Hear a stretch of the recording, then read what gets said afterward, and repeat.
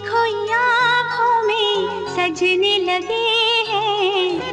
कुछ काम भूल गई, I'm very very sorry, तेरा नाम भूल। हिंदी सिनेमा में 80 के दशक की बेहद खूबसूरत एक ऐसी अभिनेत्री जिसने महज 4 साल की कम उम्र में साउथ सिनेमा से अपने अभिनय की शुरुआत की थी।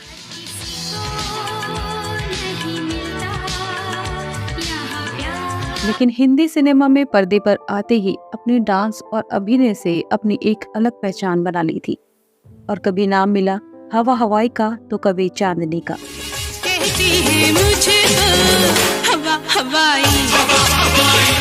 यही एक ऐसी अभिनेत्री थी जिन्होंने 60 के दशक से 90 के दशक तक के सितारे राजेश खन्ना, विनोद खन्ना, अमिताभ बच्चन, शत्रुघ्न सिन्हा, जितेंद्र, ऋषि कपूर, सनी देओल, संजय दत्त, अनिल कपूर, जैकी श्रॉफ, शाहरुख खान, अक्षय कुमार, सलमान खान सभी के साथ हिंदी सिनेमा के पर्दे पर रोमांस किया। ये वो अभिनेत्री थी जिनके आने से पहले शिफॉन की साड़ी कभी इतनी लोकप्रिय नहीं हुई थी। आज सावन की फिर वो झड़ी है। 80 के दशक में तो फिल्में बॉलीवुड अभिनेता के दम पर चलती थी, लेकिन उस समय श्रीदेवी ने अपने अभिनय से ऐसी धाक जमा दी थी कि ये उस दौर की पहली महिला सुपरस्टार रही और 80 के दशक की पहली हाई पेड एक्ट्रेस में से एक थी। सुंदर हर लड़की। अपने फिल्मी करियर में इन्होंने 300 फिल्में की और फिल्मों में आते ही अवार्ड्स की झड़ी लगा दी थी। जितनी खूबसूरत ये खुद थी उतना ही खूबसूरत इनका दिल था। ये ऐसी अभिनेत्री थी कि इनकी फिल्में जितनी दिलचस्प हुआ करती थी उतनी ही दिलचस्प इनकी पर्सनल लाइफ रही। इन्होंने 4 दशक तक हिंदी सिनेमा में खूब नाम कमाया, लेकिन वो 24 फरवरी 2018 का मनहूस दिन जब ये अचानक इस दुनिया से अलविदा कह गईं। इनकी मौत आज भी एक रहस्यमयी मौत बनी हुई है। क्या सच में ही इनकी मौत के पीछे इनके पति का हाथ था या माजरा कुछ और था? आज की इस वीडियो में हम आपको बताएंगे इनके जीवन से जुड़े कुछ दिलचस्प किस्से, साथ ही बताएंगे इनकी रहस्यमयी मौत के राज। तो आप जुड़े रहिए इस वीडियो के अंत तक।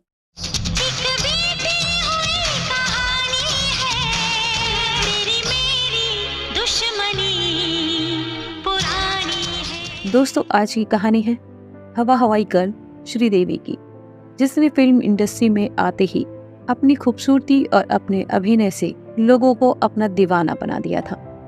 चलिए जल्दी नजर डाल लेते हैं इनके एक शुरुआती जीवन पर। श्रीदेवी का जन्म 13 अगस्त 1963 को तमिलनाडु में हुआ था।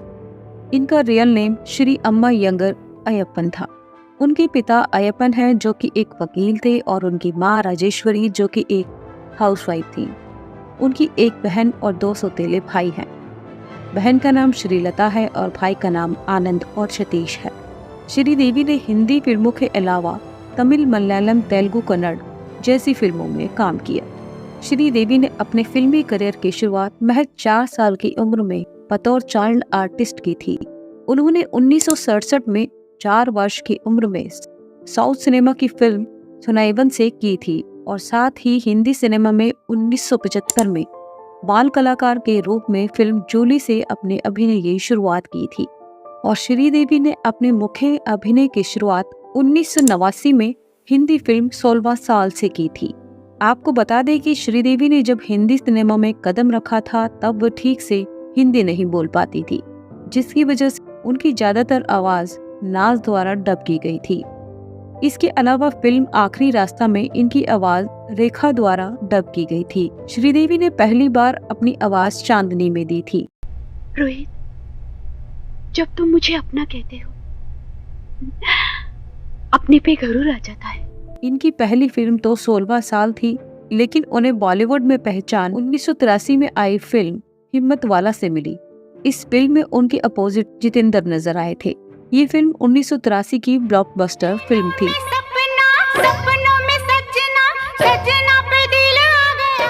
उसके बाद उनकी फिल्म तोहफा आई, जिसने उस दौर में कमाई के सारे रिकॉर्ड तोड़ दिए थे।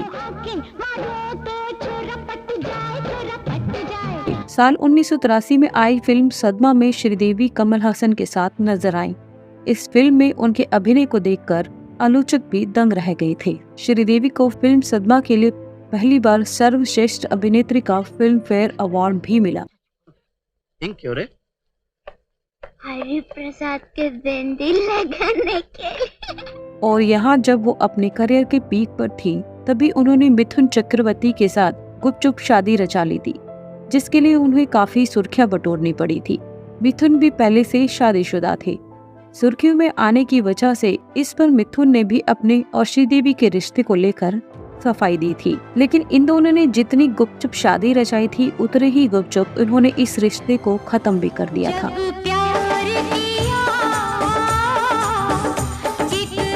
1986 में आई फिल्म नागिन, जिसमें श्रीदेवी ने एक इच्छाधारी नागिन की भूमिका अदा की थी।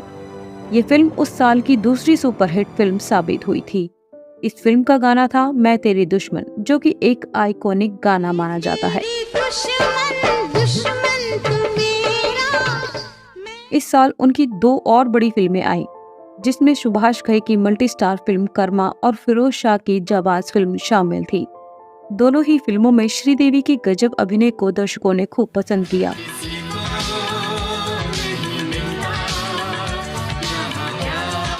साल 1987 में आई फिल्म मिस्टर इंडिया। ये फिल्म साइंटिफिक थ्रिलर फिल्म क्यों थी। खटकता है तुम्हें मिस्टर इंडिया? मुझे क्यों खटकेगा? जलते हो अरे भाई मैं क्यों जलूंगा? इसलिए कि तुम जानते इस फिल्म में उनके अपोजिट अनिल कपूर नजर आए थे।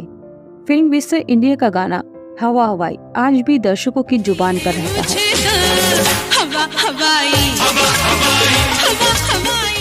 1989 में आई फिल्म चालबाज में श्रीदेवी ने डबल रोल किया, जो कि 80 के दशक की एक आइकॉनिक मूवी में से एक थी।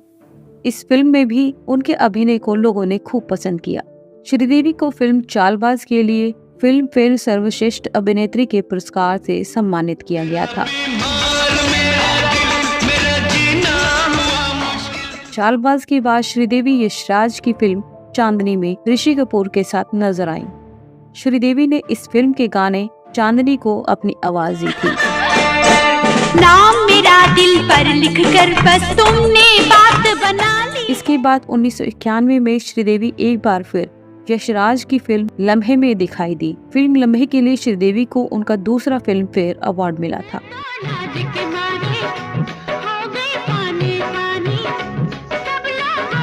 1993 में श्रीदेवी मेगा स्टार अमिताभ बच्चन के अपोजिट नजर आई फिल्म खुदा गवाह में। उन्होंने इस फिल्म में डबल रोल किया, एक वॉरियर का तो दूसरा उनकी बेटी का। इस फिल्म की शूटिंग भारत के अलावा काबुल में भी की गई। फिल्म को काबुल में उतनी ही लोकप्रियता मिली जितनी की भारत में। इस फिल्म में श्रीदेवी ने अपने अभिनय से सबकी तारीफें बटोरी।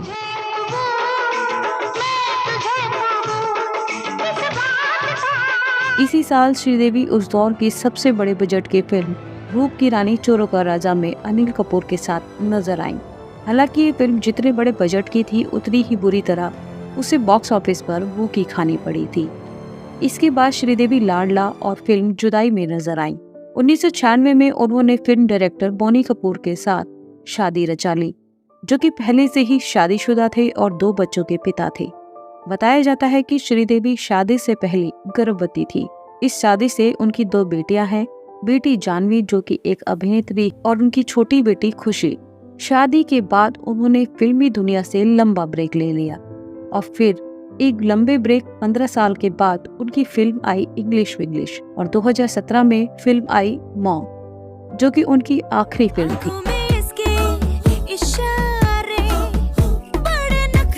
इन्हें अपनी कई सुपरहिट फिल्मों के लिए फिल्म फेयर पुरस्कार मिले, लेकिन 2013 में इन्हें पद्मश्री से नवाजा गया। अब बात आती है 24 फरवरी 2018 का वो मनहूस दिन, जब फिल्म इंडस्ट्री की बेहद खूबसूरत और अभिनेत्री इस दुनिया से हमेशा के लिए अलविदा कह गई। ओ मेरी चांदनी, तू मेरी चांदनी। पूरी फिल्म जगत में सन्नाटा सा पसर गया था। सब हैरान थे कि अचानक ये क्या हो गया। उस वक्त हर किसी की जुबान पर बस एक ही सवाल था कि आखिर उस रात हुआ क्या और अचानक श्रीदेवी की मौत कैसे हो गई। उनकी इस रहस्यमय मौत के 2 पहलू हैं। चलिए आपको बताते हैं कि उस रात क्या हुआ था। दिन था 18 फरवरी 2018, जब श्रीदेवी अपने पति बोनी कपूर और छोटी बेटी खुशी कपूर के साथ दुबई के लिए रवाना हुई। दरअसल 21 फरवरी 2018 को कपूर फैमिली के रिश्तेदार मोहित मारवा की शादी थी। इस शादी में उनकी बड़ी बेटी जानवी कपूर शामिल नहीं हुई थी, क्योंकि उस समय वो अपनी फिल्म धड़क की शूटिंग के लिए बिजी थी। इस शादी में दुनिया की कई नामचीन हस्तियां शामिल हुई थी। 20 फरवरी से शादी के फंक्शन की शुरुआत की कुछ तस्वीरें श्रीदेवी ने सोशल मीडिया पर भी पोस्ट की और कई बार वो इस शादी में ठुमके लगाती भी नजर आईं। आखिरकार 21 फरवरी 2018 को मोहित मारवा और अंतरा मोतीवाला की शादी का फंक्शन पूरा हुआ और इसके बाद भी श्रीदेवी ने एक तस्वीर सोशल मीडिया पर पोस्ट की जिसमें दूल्हा दुल्हन और बेटी खुशी और बोनी कपूर नजर आ रहे थे।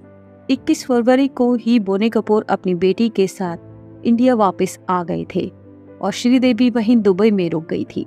उनके वहां रुकने के 2 कारण बताए गए थे। एक कि उनकी बेटी जानवी के बर्थडे की शॉपिंग वो करना चाहती थी, दूसरा कि उनकी एक बहन दुबई में रहती थी जिससे वो मिलना चाहती थी। इसलिए श्रीदेवी दुबई के एक होटल जुमेरा एमिरेट्स टावर में रुक जाती है और वहां उस होटल में उनका कमरा नंबर 2201 होता है। इसके बाद बोनी कपूर 22 फरवरी को लखनऊ में एक समारोह में भाग लेते हैं और उसके बाद 23 फरवरी को अपने एक दोस्त की बर्थडे पार्टी को भी अटेंड करते हैं। वही दुबई में रुकी श्रीदेवी 24 फरवरी को बोनी कपूर से फोन पर बात करती हैं। आपको बता दें कि श्रीदेवी बोनी कपूर को पापा कहकर बुलाती थी। उन्होंने बोनी कपूर को फोन करके कहा कि पापा मैं आपको बहुत ज्यादा मिस कर रही हूँ। थोड़ी देर बाद बोनी कपूर श्रीदेवी को सरप्राइज देने का फैसला कर लेते हैं। दोस्तों, षड्यंत्र तो बोनी कपूर पहले ही रच चुके थे, बस उसको अंजाम देना बाकी था और अब वो भी पूरा होने जा रहा था। उनके दुबई जाकर श्रीदेवी को सरप्राइज देकर। बयान के अनुसार बोनी कपूर लगभग 6-6:30 बजे दुबई के होटल जुमेरा एमिरेट्स टावर के कमरा नंबर 2201 में पहुंचे और दरवाज़ा नॉक करते हैं। दरवाज़ा नॉक होने पर श्रीदेवी दरवाज़ा खोलती हैं और वहां बोनी कपूर को देखकर बहुत खुश हो जाती हैं और दोनों एक दूसरे को गले लगाते हैं। दोनों आपस में कुछ समय तक बातचीत करते हैं और थोड़ी देर बाद ही बोनी कपूर श्रीदेवी से कहते हैं कि वो दोनों एक रोमांटिक डिनर के लिए बाहर जाएंगे। इस पर श्रीदेवी कहती है कि वो डिनर पर जाने से पहले फ्रेश हो जाना चाहती हैं। इसी के बाद लगभग 7 बजे के करीब बाथरूम में नहाने के लिए वो चली जाती हैं, जबकि बोनी कपूर कमरे में बैठकर टेलीविजन पर क्रिकेट मैच देख रहे होते हैं। उस समय भारत और दक्षिण अफ्रीका की टीम के बीच मैच खेला जा रहा था। मैच देखते देखते लगभग 30 मिनट हो जाते हैं। बोनी कपूर नोटिस करते हैं कि श्रीदेवी अभी तक बाथरूम से बाहर नहीं आई और वो आवाज लगाते हैं, लेकिन उनकी आवाज लगाने पर कोई जवाब नहीं आता। उन्होंने फिर आवाज लगाई, लेकिन तब भी कोई जवाब उन्हें नहीं मिला। खुद उठकर बाथरूम के करीब गए और वहां खड़े होकर उन्होंने आवाज लगाई, लेकिन इस बार भी उन्हें अंदर से कोई जवाब नहीं मिला। लेकिन इस बार बोनी कपूर ने बाथरूम का दरवाजा तोड़ा और अंदर गए। अंदर जाने के बाद उनकी नजर सीधे बाथ-टब पर पड़ी, जो कि पूरी तरह पानी से भरा हुआ था और श्रीदेवी उसमें औंधे मुंह पड़ी हुई थी। तुरंत बोनी कपूर ने श्रीदेवी को वहां से उठाया और बाथरूम के फर्श पर लेटा देते हैं। वो लगातार श्रीदेवी को आवाज लगाते हैं, लेकिन श्रीदेवी के शरीर में कोई हलचल नहीं होती। तभी आनन फानन में उन्होंने अपने करीबी दोस्त कोमल नाटा को फोन लगाया। अब यहाँ पर बोनी कपूर ने खुद शक पैदा कराया, उन्होंने अपने दोस्त को ही फोन क्यों किया। उन्होंने होटल स्टाफ को कॉल नहीं लगाया। क्या उन्हें होटल स्टाफ को कॉल नहीं लगाना चाहिए था? खैर, इसके बाद डॉक्टर आते हैं और कंफर्म हो जाता है कि श्रीदेवी की सांसें अब रुक चुकी हैं। उसके बाद ये खबर पुलिस तक पहुंचती है और दुबई पुलिस वहां आ जाती है। दुबई पुलिस वहां पहुंचती है और जांच पड़ताल शुरू हो जाती है। लेकिन इस रहस्य में मौत का एक दूसरा पहलू भी है जिसे आगे नहीं किया गया था, तो वो भी आप सुन लीजिए। दूसरा पहलू ये था कि श्रीदेवी जिस होटल में रुकी थी, उस होटल के स्टाफ के एक मेंबर ने बताया कि 24 फरवरी 2018 की शाम को श्रीदेवी ने अपने कमरे से रूम सर्विस के लिए फोन किया और पीने का पानी मंगाया। स्टाफ के मुताबिक थोड़ी देर बाद होटल स्टाफ का मेंबर पानी लेकर श्रीदेवी के कमरा नंबर 2201 में पहुंचता है और वो डोर बेल बजाने लगता है।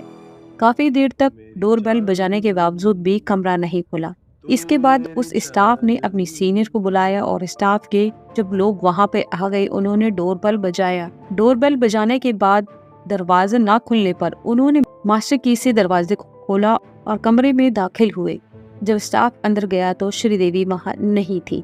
इधर उधर देखने के बाद पता चला कि दूसरे कमरे के अटैच बाथरूम का दरवाजा खुला है और श्रीदेवी बेहोशी की हालत में नीचे पड़ी हुई है। तभी होटल डिपार्टमेंट ने फोन किया और मेडिकल टीम को बुलाया। स्टाफ के बयान के अनुसार उस समय श्रीदेवी की सांसें चल रही थी, इसीलिए उन्हें तुरंत अल राशिद हॉस्पिटल ले जाया गया और यहाँ डॉक्टरों ने श्रीदेवी को चेक किया और तभी उन्होंने श्रीदेवी को मृत घोषित कर दिया। इन सब खबरों में कितनी सच्चाई थी ये कोई नहीं जानता, ये सिर्फ और सिर्फ आज तक बोनी कपूर ही जानते हैं। हाई प्रोफाइल केस होने की वजह से दुबई पुलिस ने कुछ ज्यादा जांच पड़ताल नहीं की और यहाँ तक कि स्टाफ मेंबर वाली बात सामने नहीं आने दी। इन सब के पीछे क्या कारण था कोई नहीं जानता। बोनी कपूर की ये सब सोची समझी साजिश थी, सब कुछ पहले से ही प्लान था। उस समय खबर ये भी आई कि बोनी कपूर ने ये सब इंश्योरेंस के पैसे के लिए किया। दरअसल श्रीदेवी ने अपना 400 करोड़ का इंश्योरेंस कराया था। इंश्योरेंस में लिखा था कि अगर श्रीदेवी की मौत नेचुरल होती है और दुबई में होती है तो इस स्थिति में इंश्योरेंस कंपनी से उनके आश्रितों को 240 करोड़ रुपए की मोटी रकम दी जाएगी। और इस बात ने उस समय खूब सुर्खियां बटोरी थी और लोगों ने दावा किया कि शायद इंश्योरेंस की रकम पाने के लिए ये पूरी साजिश रची गई। श्रीदेवी के देवर संजय कपूर ने कहा कि श्रीदेवी की मौत हार्ट अटैक से हुई थी, जबकि पोस्टमार्टम में खुलासा हुआ कि श्रीदेवी की मौत पानी में डूबने की वजह से हुई। कहा जाता है कि श्रीदेवी की मौत बाथटब में डूबने की वजह से हुई, जबकि बाद में कुछ मीडिया रिपोर्ट्स में खुलासा हुआ कि जिस होटल में श्रीदेवी ठहरी हुई थी उस होटल की बाथटब की लंबाई महज 5 फुट 1 इंच थी, जबकि श्रीदेवी की कुल लंबाई 5 फुट 7 इंच थी। ऐसे में क्या संभव है कि कोई 5 फुट 7 इंच का व्यक्ति 5 फुट 1 इंच के बाथटब में डूब जाए? शायद ये तभी संभव है जब उसे कोई बाहर से कंट्रोल कर रहा हो। श्रीदेवी की मौत को लेकर कभी कुछ कहा गया तो कभी कुछ कहा गया और यही सब बातें श्रीदेवी की मौत को एक रहस्यमय मौत बनाती हैं। कुल मिलाकर ये कहा जा सकता है कि जितनी मुंह उतनी ही बातें। सच तो यह है कि इस पूरी घटना का सच क्या है सिर्फ और सिर्फ बोनी कपूर के अलावा कोई नहीं जानता। हाल ही में बोनी कपूर ने इतने सालों बाद फिर से अपनी सफाई देते हुए कहा कि मैं सभी प्रकार के परीक्षणों से गुजरा, जिसमें लाई डिटेक्शन टेस्ट भी शामिल था और फिर जो रिपोर्ट सामने आई उससे साफ पता चला कि ये मौत दुर्घटनावश हुई थी। बोनी कपूर ने ये कहा कि श्रीदेवी पर्दे पर अपनी छवि को लेकर बहुत संवेदनशील थी और अपनी मौत से पहले भी वो डाइट पर थी। उन्होंने कहा कि वह अक्सर भूखी रहा करती थी, वो हमेशा ये चाहती थी कि स्क्रीन पर वो अच्छी दिखें। साथ ही ये भी बताया कि शादी के बाद कई मौकों पर ऐसा हुआ जब श्रीदेवी को ब्लैकआउट हो गया था और डॉक्टरों ने बताया कि उन्हें लो बीपी की समस्या थी। डॉक्टर उन्हें कहते थे कि आपको लो बीपी की समस्या है, इसलिए आप सख्त डाइट नहीं कर सकती और नमक नहीं छोड़ सकती। बोनी कपूर ने कहा कि ज्यादातर महिलाओं को लगता है कि नमक से शरीर में पानी रुकता है और आप फूली हुई दिखाई देती हैं। ये एक वजह थी। मैं भी उनसे कहता था कि नमक को पूरी तरह छोड़ना ठीक नहीं है। मैं कहता था कि सलाद खाते समय उसमें थोड़ा नमक जरूर छिड़क लो। उन्होंने कहा कि वो क्रैश डाइट लेती थी, जिसकी वजह से एक बार शूटिंग के टाइम वो बेहोश होकर गिर गई थी, जिसकी वजह से उनका एक दांत तक टूट गया था। अब बोनी कपूर कुछ भी स्टेटमेंट दें, इसमें कितनी सच्चाई है कोई नहीं जानता। तो दोस्तों, ये थी एक खूबसूरत अभिनेत्री के दिलचस्प जीवन से लेकर रहस्यमय मौत तक की कहानी, जिसकी गुत्थी अब कभी नहीं सुलझेगी। आशा है आज की पेशकश आपको अच्छी लगी होगी।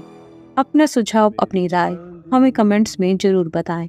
तो मिलते हैं आपसे अगली पेशकश में, तब तक के लिए टेक केयर।